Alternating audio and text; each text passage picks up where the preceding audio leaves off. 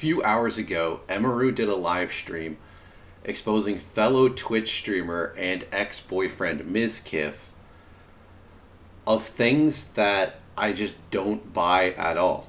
Now, I believe that the things that she said happened.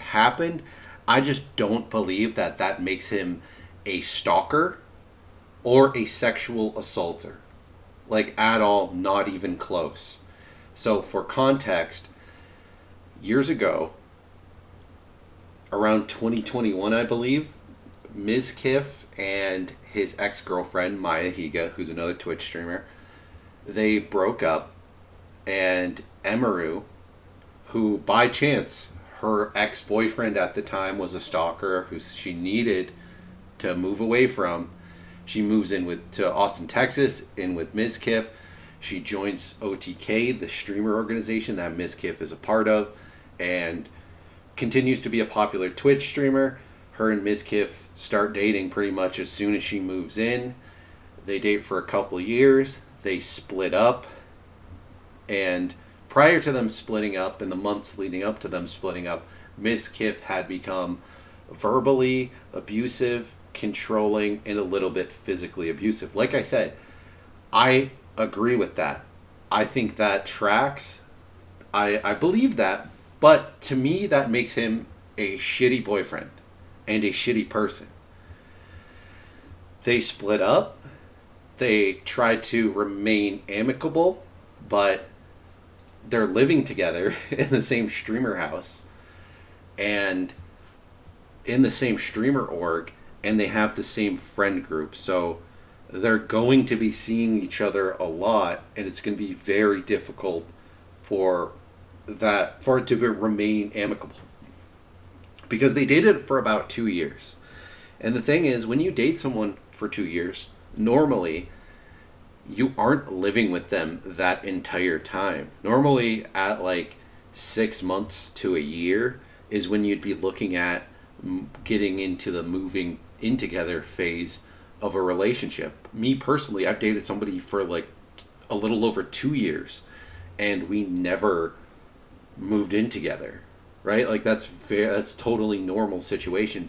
So when you move in with somebody, you're living with them, and you're both streamers, and you're part of the same streamer org, so you collaborate in your job that you both have, and you live together, then you spend so much time together. So even though they dated for about 2 years, it's more like they dated for 6 years, because they're spending like 3 to 4 to 5 to 6 times the amount of time together in that time than you otherwise would when dating somebody, right? Like, even if you date somebody and you live with them, oftentimes you work at 2 different places, right? So you're really not spending all that much time together. You're maybe spending like a third to half of your time that you're awake together. Whereas if you're living together and you're kind of working together, it's way, way, way more. Was Mizkif abusive? Yes. Was he a terrible boyfriend? Yes. He was not a stalker, though, so they break up. And Mizkif desperately wants to get back together with Emiru. So she doesn't want to get back together with him, and it just kind of creates conflict. And at some point, she is hanging out with him, crying on his shoulder, and he starts kissing her. She doesn't resist. She's fine with him kissing her.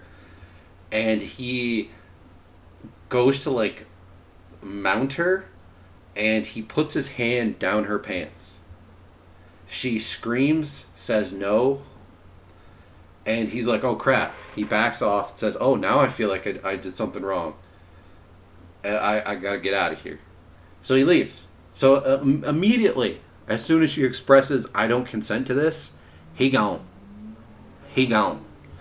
So to me, that's not sexual assault. To me, it's very ironic that a couple of days ago, another former OTK member, Rich Campbell, his allegations against him from his ex-girlfriend just got exposed as being untrue, because she put out a public statement saying like, all right, the charges have been dropped. I'm dropping the charges, and I wish you the best in your future endeavors. Which you would only do is if you falsely accuse the guy and you're afraid of that getting exposed, of you getting charged with defamation. Because you want to say, all right, well, if I did destroy this guy's life, I did wish him the best. So in the public eye, since I wished him the best, that should have told the public that, this didn't really happen. It's this sort of like covering your own ass that his ex-girlfriend did. So it's funny that Emiru says these allegations, which again, I'm not saying that I don't believe what she's saying happened. I totally believe that it happened. It just wasn't sexual assault, and he wasn't a stalker. Because she goes on to explain. So after this happens, and she's like, I want nothing to do with you. We can't be in the same place together. I don't want to hear from you. I want nothing to do with you. So probably like early spring of this year, between then and now, he has texted her. Between text, social media DM, and phone calls sent to her, in total, 40. The tally is 40 times he's reached out to her after she was like, I want nothing to do with you. And she says this as though this is like the most enormous number. This guy is an insane, unstable, stable stalker who's harassing her. And I'm watching this and I'm like, what the hell are you talking about? That is nothing.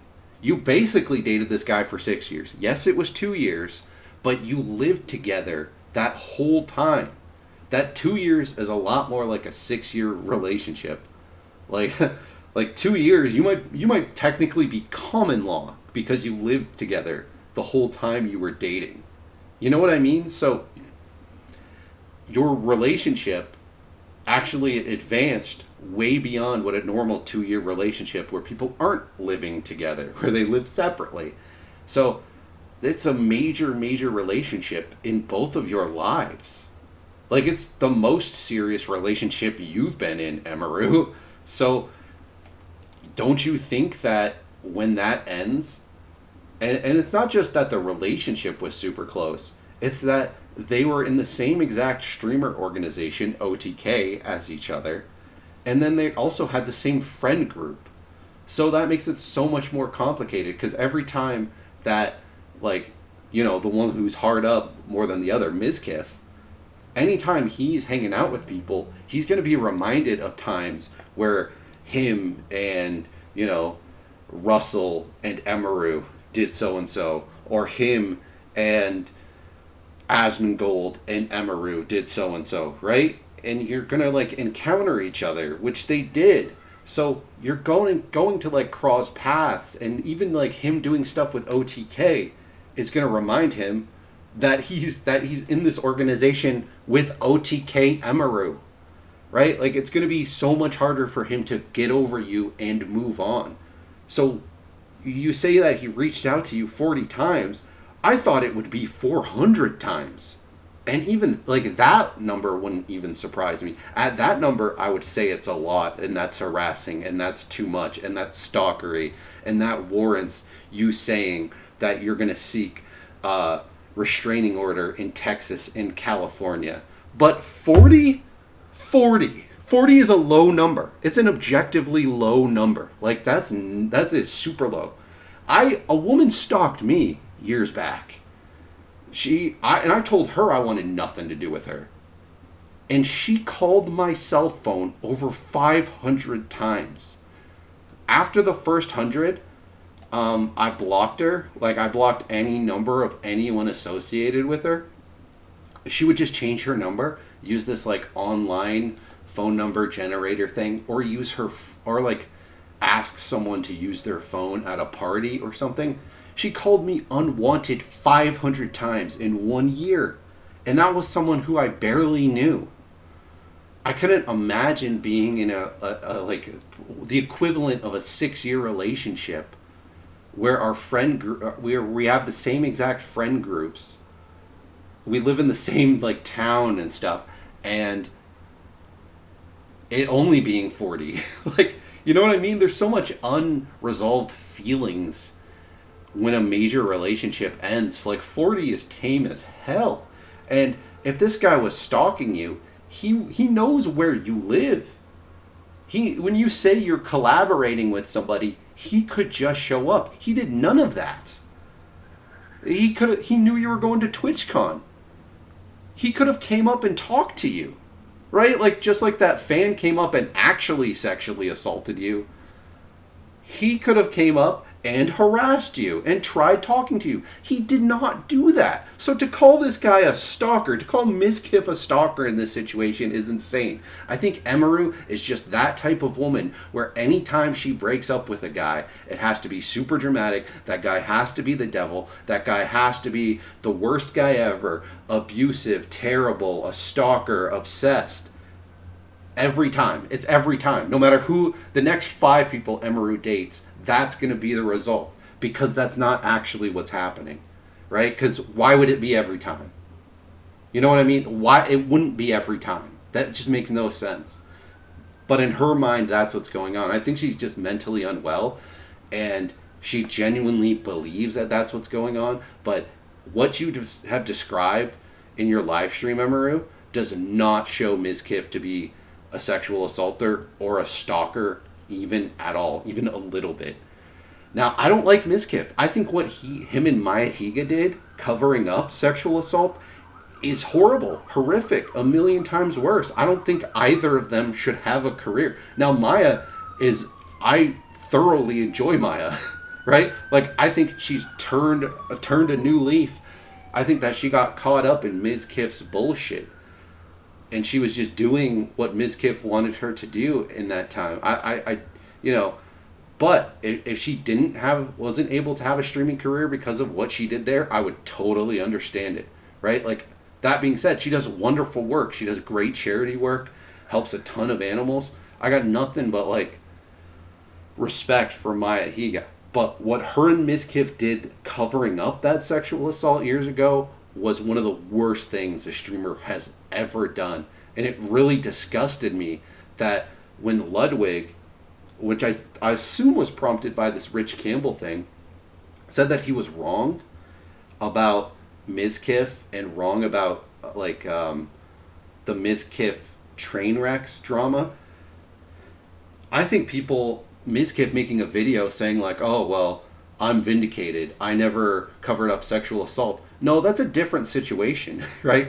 That's a totally different situation. You didn't cover up Rich Campbell's sexual assault. You covered up Slicker's sexual assault. Stop trying to compare the two. Just because Rich Campbell was cleared of what he did doesn't mean you didn't cover up someone else's sexual assault. You absolutely did. And you're a piece of crap because of that. Now I hope you get better, and I hope Emiru gets better and just stops this melodramatic thing. The problem is that just like the Twitch stream, people who view Twitch streams are terminally unemployed. That's the nickname that they give themselves, Twitch viewers, is the unemployed. Because who else would have enough time to keep up with all this crap and watch these super long streams are the unemployed. But it's not just that they're unemployed, it's that they have no social life or socialization.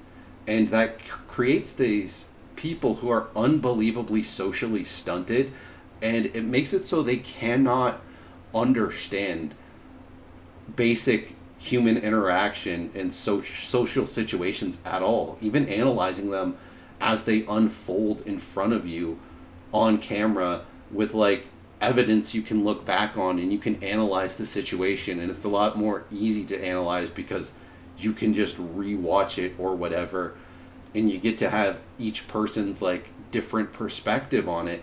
There's a lot more ability to reflect than something that's just like happening in your personal life, but it totally removes some of these people's ability to like understand anything about relationships and human interaction.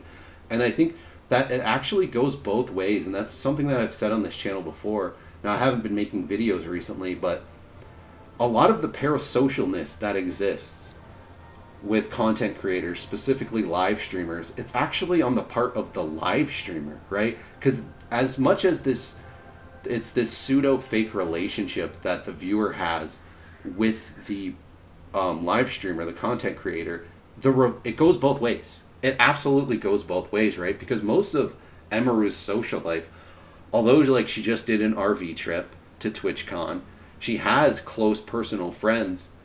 A lot of those close personal friendships she has also exist online, right? Like 40 to 50% to 60% of even her close personal friendships have a major online element, right? And outside of that, almost all of her friendships only exist online. So this isn't like a well adjusted person who's great at navigating social situations or even understanding their own like personal relationships. This is someone who's specifically not well adjusted, and I hope she really reflects on that and understands that like not everything needs to be extremely dramatic, because what you described, if you think that Mizkif stalked you in this situation, that is outrageous. Now, yes, he was a manipulative piece of shit, a threatening piece of shit. He shouldn't have threatened to spread rumors about you. He shouldn't have done all these really greasy things to try to defend his career. And yeah, he was a clingy ex-boyfriend, but not a stalker. And the situation where the moment you express that you don't want to hook up with him and he backs off and leaves, that doesn't sound like sexual assault. In no court would ever, like, those charges wouldn't stick. They would just be like, no, that's not sexual assault. That's nothing even approaching it. You know, I'm sorry, but it's the truth. And I think it's important to speak the truth in these situations, particularly because this Rich Campbell thing just got exposed as being fake, is because me, as someone who's not even familiar with Rich Campbell, but just having heard the story when that happened a few years ago, I knew for 1,000% fact that that was bullshit. The story just never even made sense with Rich Campbell. It never made sense at all. Oh, his ex-girlfriend needs to go watch a movie with him in his apartment at late at night. And they bang. And oh, well, you know, she didn't want to, I guess. What? Why are you hanging out with your ex and watching a movie at night in his apartment? You traveled to go hook up with them. That's 100% what this Rich Campbell guy would be thinking in that scenario. And what anyone would think, right? Like, your ex is going to travel to your place to watch a movie at night? That heavily implies, like, sex. Because why else would you need to do that? You can watch a movie at home.